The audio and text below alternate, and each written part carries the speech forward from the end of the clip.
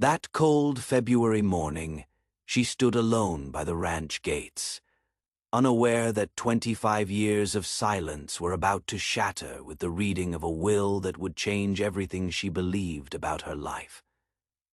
The Wyoming wind cut through Jessica Miller's weathered jacket like a knife, but she barely felt it anymore. 25 years on the Double K Ranch had hardened her against more than just the elements.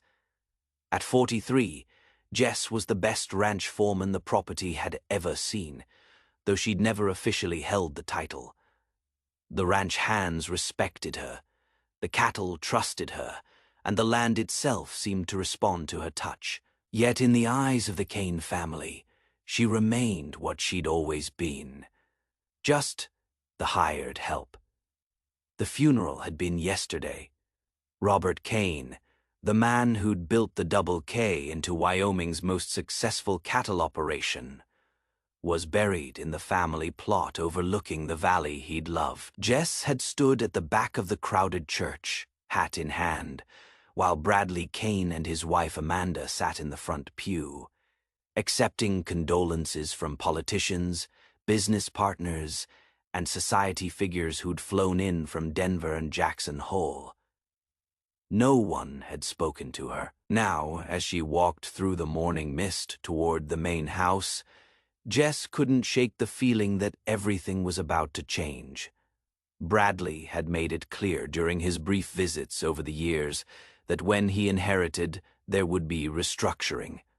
He'd used that word often, always while looking directly at her, his meaning crystal clear. The Double K sprawled across 15,000 acres of prime Wyoming rangeland, with the Snake River cutting through its heart like a silver ribbon. The main house was a testament to Robert Kane's success, a sprawling log mansion that somehow managed to be both rustic and elegant. Jess had helped build the addition 20 years ago, working alongside the construction crew during her off hours, her small hands proving surprisingly adept at detailed finish work. She'd never been invited inside for anything other than business. The lawyer's car was already in the circular driveway, a sleek black sedan that looked out of place among the pickup trucks and horse trailers. Through the massive windows, Jess could see figures moving in what Robert had always called his trophy room. Walls lined with awards, photographs of prize bulls, and the mounted heads of elk and deer he'd hunted in his younger days. Her phone buzzed. A text from Miguel, her second, in command. "Mr. Bradley wants you at the house." Now Jess's stomach tightened. She'd been dreading this moment for months, ever since Robert's health had started failing. The old man had been more than just her employer. He'd been her mentor, the closest thing to family she'd had since her mother died 5 years ago. But he'd never been demonstrative, never one for sentiment. Their relationship had been built on mutual respect and shared love for the land. Nothing more. She knocked on the heavy oak door, her calloused knuckles barely making a sound against the wood. "Come in." Bradley's voice carried the authority he'd never had to earn. The trophy room was warm, almost stifling after the crisp morning air. A fire crackled in the massive stone fireplace, casting dancing shadows across the assembled group. Bradley sat behind his father's desk, looking every inch the successful businessman in his tailored suit. At 38, he'd inherited his father's sharp features, but none of his substance. Beside him, Amanda perched on the arm of the leather chair, her designer dress and perfect makeup a stark contrast to the rustic surroundings. She'd never made any attempt to hide her distaste for ranch life. The lawyer, a thin man named Harrison Webb, stood by the window with a briefcase in hand. He gave Jess a polite nod, the first acknowledgement she'd received all morning. "Jessica," Bradley said without looking up from the papers spread across the desk. "I suppose you are wondering why you are here." "Yes, sir." she replied, keeping her voice steady despite the knot in her stomach. My father made some unusual provisions in his will. Mr. Webb insisted you be present for the reading. Bradley's tone suggested this was a waste of everyone's time. Amanda spoke up, her voice carrying the slight accent of someone who'd grown up with money. Honestly, Bradley, I don't see why the help needs to be involved in family business. The word help hit Jess like a slap, but she kept her expression neutral. She'd heard worse over the years. Mr. Webb cleared his throat. Perhaps we should begin. I should note that Mr. Kane was very specific about who should be present for this reading. He opened his briefcase and withdrew a thick document, the last will and testament of Robert James Kane, dated 6 months ago. 6 months ago, Jess remembered the time. Robert had been acting strangely, making trips to town for appointments he wouldn't discuss. She'd assumed it was medical.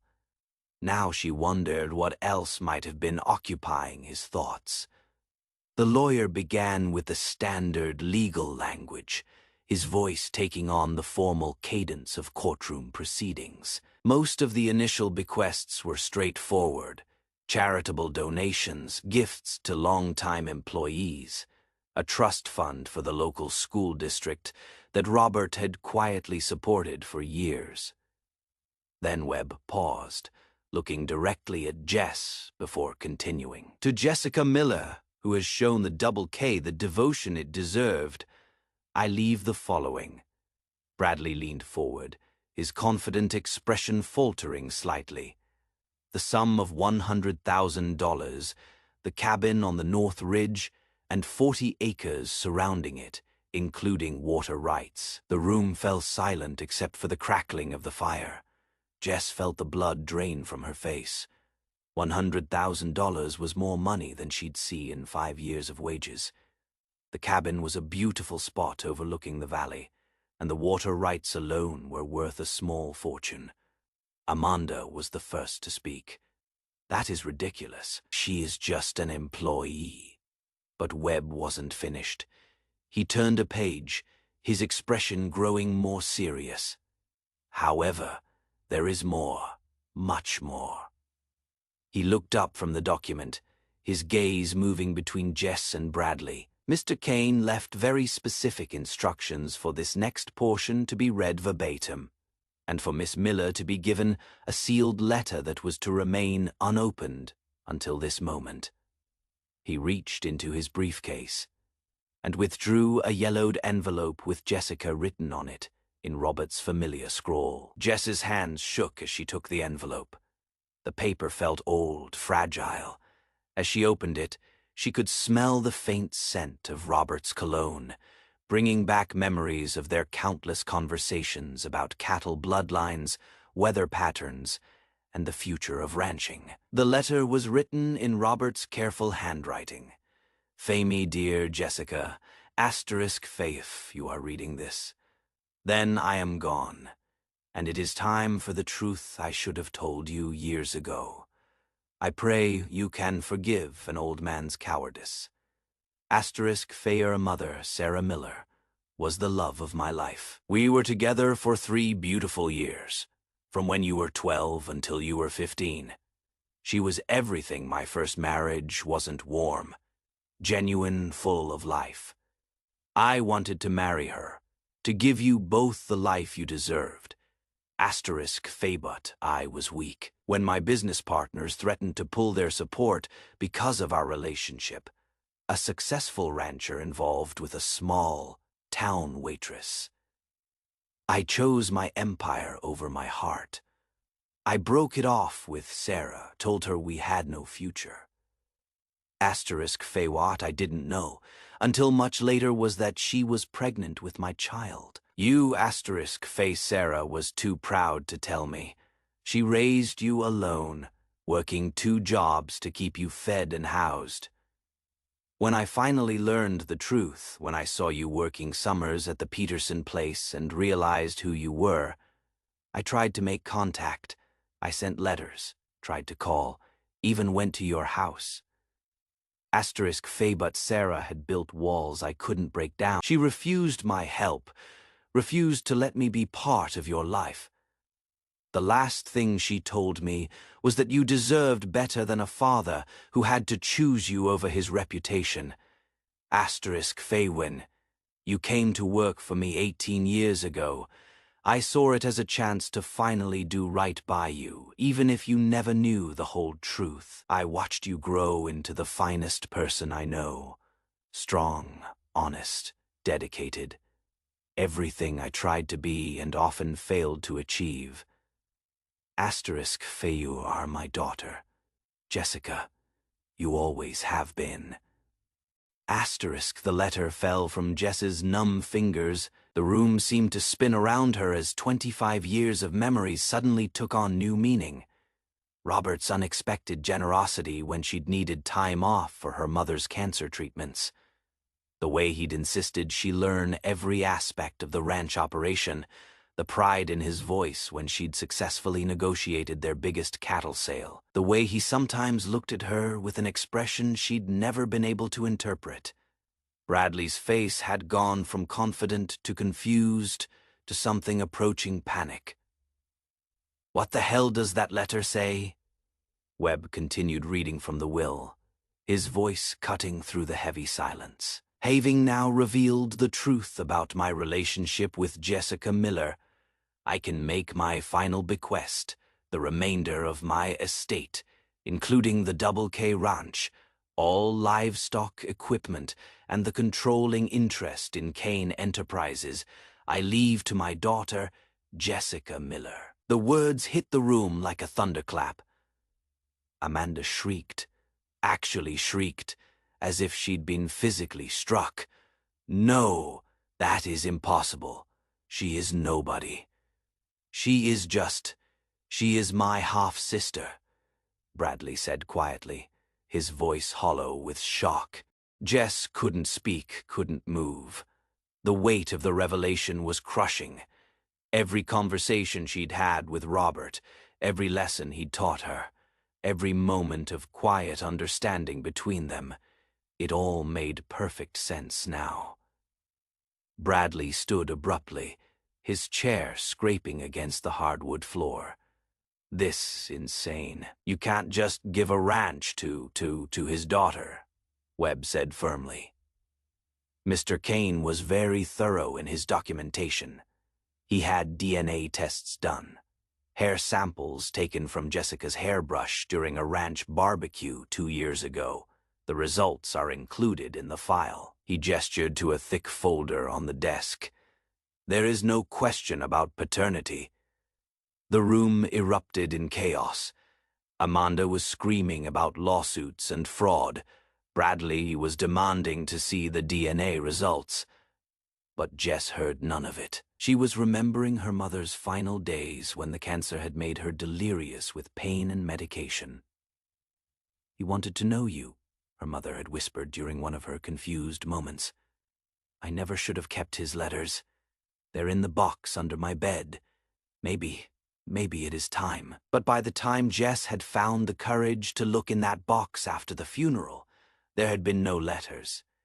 She'd assumed her mother had been hallucinating. Now she realized her mother had hidden them even from herself, taking the secret to her grave. Jessica Webb's gentle voice brought her back to the present. "I understand this is overwhelming. Mr. Kane anticipated that. He has arranged for you to have time to process this news. The ranch operations will continue as normal for the next 30 days while you decide how you want to proceed." "She can't run a ranch," Amanda spat, her perfect composure completely shattered. "She doesn't have the education, the connections, She has been running this ranch for 5 years, Webb interrupted. Mr. Kane was very clear about that in his correspondence with me. Every major decision has been Jessica's for the past decade.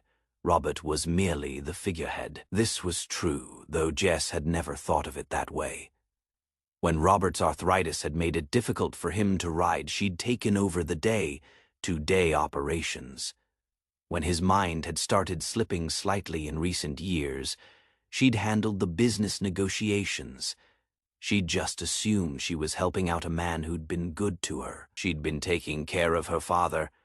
Bradley slumped back in his chair, the fight draining out of him. What about me? I am his son, his legitimate son. Webb consulted the will again. You are provided for. A trust fund worth $2 million to be distributed annually. The penthouse apartment in Denver, your investment portfolio. You'll be comfortable for the rest of your life, but you won't be a rancher. Because I never wanted to be one, Bradley admitted, the words coming out broken and defeated. I hate this place. I always have. But it was supposed to be mine. For the first time since learning the truth, Jess found her voice. I'll buy you out. Everyone turned to stare at her. The ranch, she continued, her voice growing stronger. If you want it so badly, I'll sell you half. We'll be partners. Bradley looked at her for a long moment, really looked at her, as if seeing her for the first time. You do that after everything after how we treated you. You are my brother, Jess said simply. Half-brother, but still, family should stick together.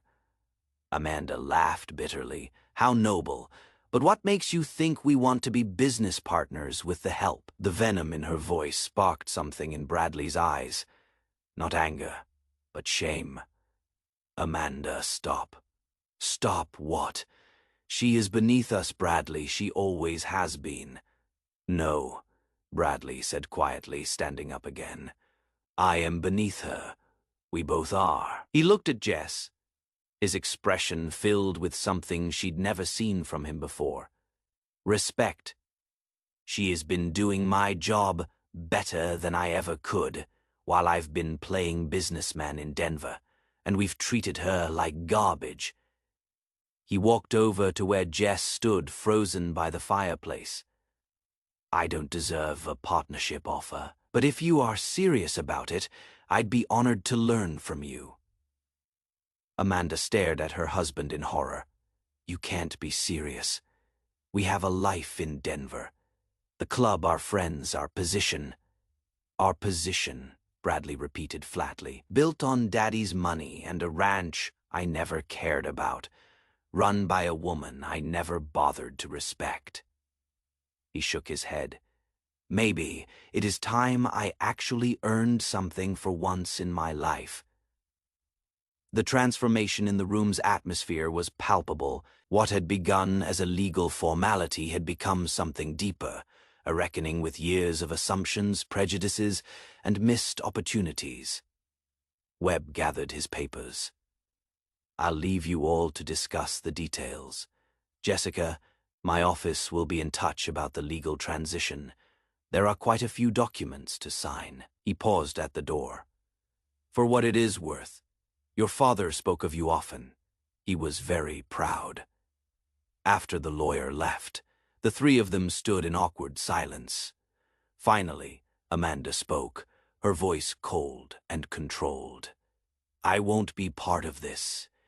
Any of this. She looked at Bradley with something approaching disgust. When you come to your senses, you know where to find me. She walked out without another word, her heels clicking against the hardwood floor with sharp finality. Bradley watched her go, his expression unreadable. 20 years of marriage, he said quietly, and I never realized how little she actually cared about me versus what I represented. I am sorry, Jess offered. Don't be. You've given me the first honest moment I've had in decades. He looked around the trophy room, seeing it with new eyes. So, sister, teach me how to be a rancher. Over the following weeks, the Double K settled into a new rhythm. Jess moved into the main house, still feeling like an intruder, despite Webb's assurance that it was legally hers. Bradley proved surprisingly eager to learn, trading his expensive suits for jeans and work boots. He was clumsy at first, unused to physical labor, but he listened carefully to Jess's instructions and didn't complain when the ranch hands laughed at his mistakes. The transformation wasn't immediate. There were moments of tension, times when old habits reasserted themselves, but gradually, a genuine partnership began to emerge. Bradley handled the business side, contracts, negotiations, marketing, while Jess focused on the day-to-day operations she'd always managed. Amanda filed for divorce within a month, taking half of Bradley's trust fund, but leaving everything else untouched. She said the smell of cow manure would never wash out of my clothes. Bradley told Jess one evening as they sat on the porch watching the sunset. "Probably not," Jess agreed. "Good," he said, and meant it. 6 months after Robert's death, Jess finally felt comfortable calling the Double K home. She'd found her father's hidden journal in his bedroom safe, filled with entries about watching her from afar, pride in her accomplishments, and regret for the years they'd lost. The last entry was dated just a week before his death. "Face she forgives so easily. I pray she'll find it in her heart, forgive me too."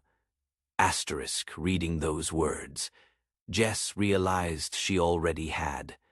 The ranch prospered under their joint leadership. The local community, initially skeptical of the arrangement, came to respect the unlikely partnership between the former hired hand and the reformed city boy. Bradley married Maria, the veterinarian who serviced their cattle, in a simple ceremony in the ranch's main barn. Jess stood as his best woman, something that would have been unthinkable a year earlier. On quiet evenings, Jess sometimes sat in Robert's old chair on the porch, watching the cattle graze in the valley below. She could feel his presence in the wind that swept down from the mountains, in the satisfied lowing of the herd, in the contented silence of the land he'd loved. The betrayal that had shaped her mother's life, Robert's choice of reputation over love, had inadvertently led to this moment. His final act of courage had healed wounds none of them had fully understood existed. But sometimes, late at night, Jess found herself wondering, what if he had chosen differently 25 years ago? What if he had been brave enough to claim his daughter from the beginning? Would they have had more time? Would her mother have lived to see them reunited? Would the ranch have been not just a business, but truly the family operation Robert had always dreamed it could be? Some questions, she realized, would never have answers. But perhaps that was the nature of forgiveness, accepting what was while honoring what might have been. The Double K Ranch thrived, its legacy secure in the hands of those who truly loved the land. And in the end, that was all that mattered.